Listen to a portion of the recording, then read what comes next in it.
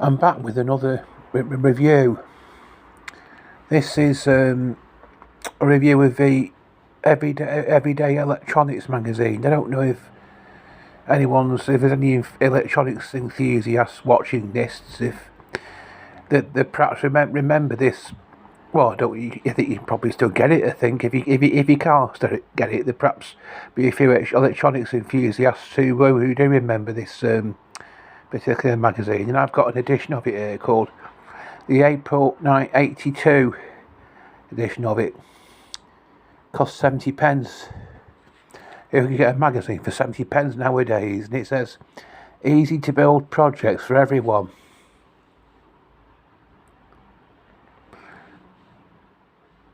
It's on the front of it. It's secret and secure with our magnetic lock, and it's also got that's the Sinclair's X81 computer there. It says more memory add-on unit.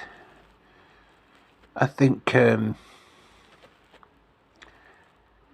might have had. Let's have a look at the look. Yeah, 2K RAM pack. That's on page 234. 2K RAM pack for the Sinclair's X81. To give you an idea of how much 2K is, it's 2,000. Well, do you know what I mean? There's an X81 only had well, this, it says here, this project has been specially designed to meet the expected memory expansion needs of the ZX81 personal computer user who may not immediately require or be able to afford the massive 16K RAM pack from Sinclair at a cost of over £50. Well, you know what I mean? There's that X81 computer. What was just 1K RAM. That's 1,000 kilobytes. I mean, if you buy a laptop nowadays, they've got gigabytes of RAM and terabytes of hard drive. I mean, a gigabyte is 1,000 million, and a terabyte is a million. And this primitive ZX81 computer here had just 1,000. That's just one kilobytes of RAM. And that's, you know what I mean? Everything was very primitive back then, and it's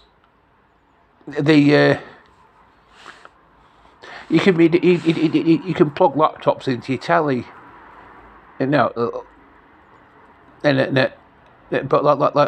you can plug these into your telly as well. In the 90s, the main sort of computer was the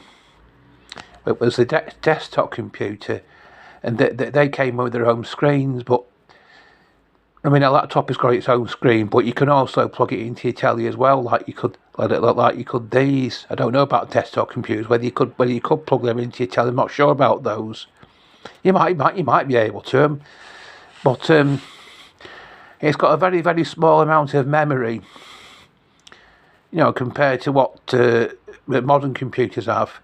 But that basically they were designed for writing your own programs on, and most people haven't got the time to write long computer programs. So the amount of memory that computers had back then was sufficient for what for the users, just sufficient for the users' needs.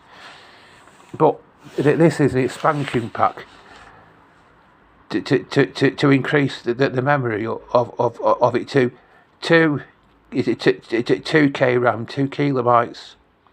First computer I ever had was a Spectrum 16K. That was 16.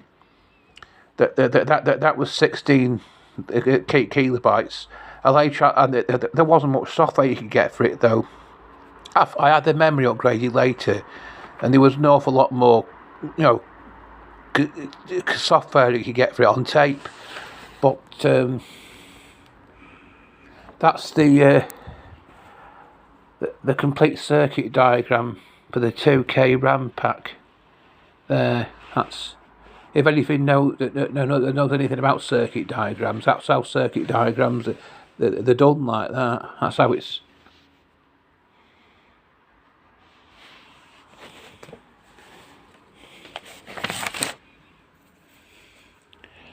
It's got there's other projects in it that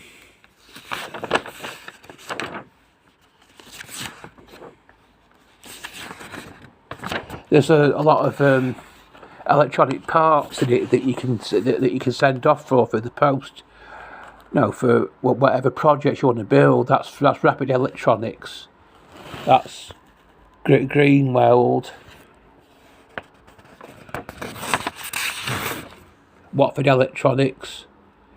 Kits and components. Music kits.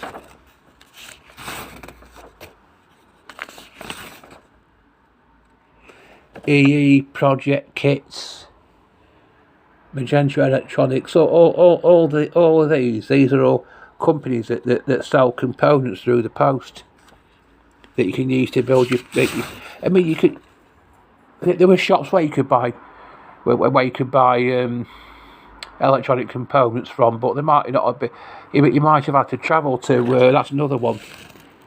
Enfield Electronics.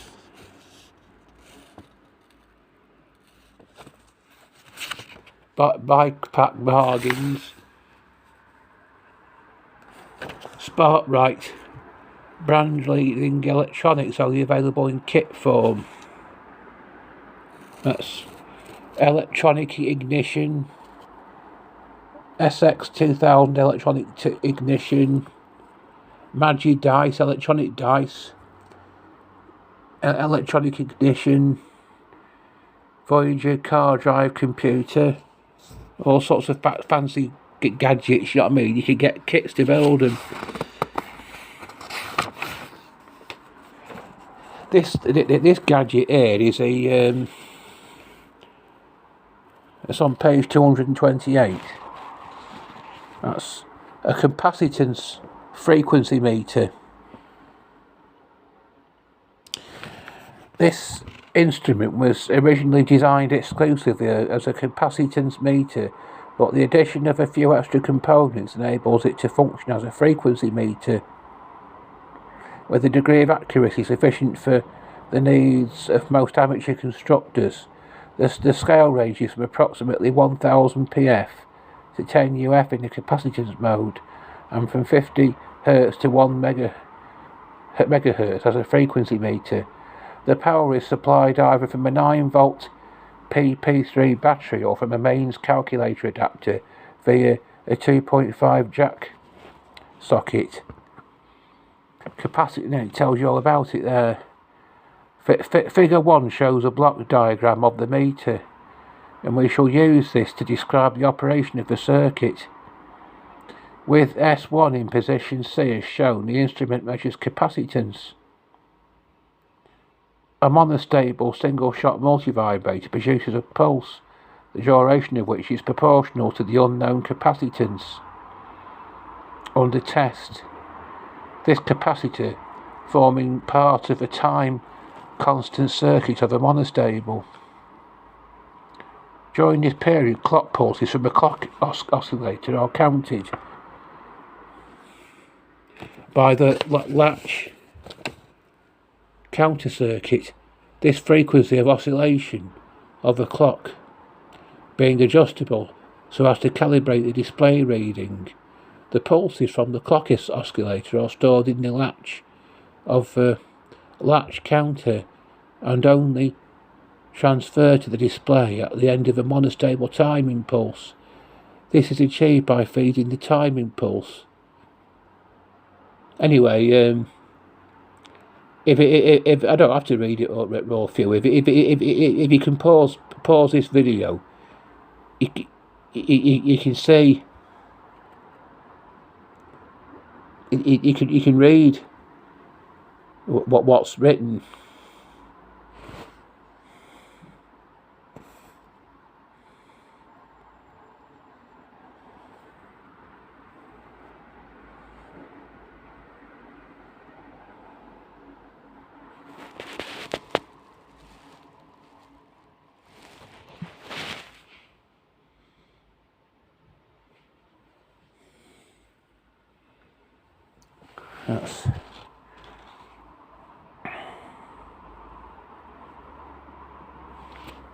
Then you can read that bit. Then you can read that bit.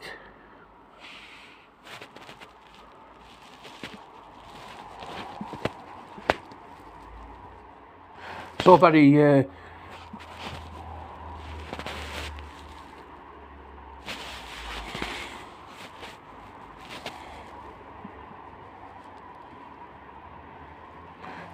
it uses a chip called the 556. That's a dual timer IC.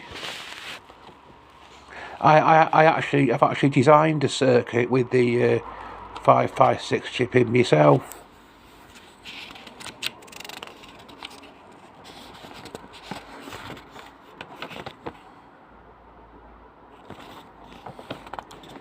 Anyway, I'm not going to show you all of it. You can. I got this magazine from eBay. That's the actual circuit diagram there.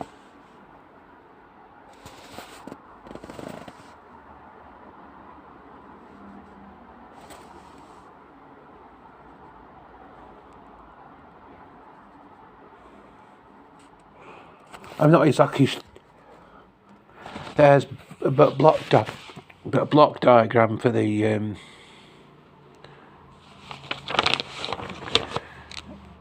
capacitance frequency meter. I'm not entirely sure what a capacitance frequency meter is, but you know what I mean. Maybe someone's got more knowledge who's got more knowledge than me would have more idea of what it is.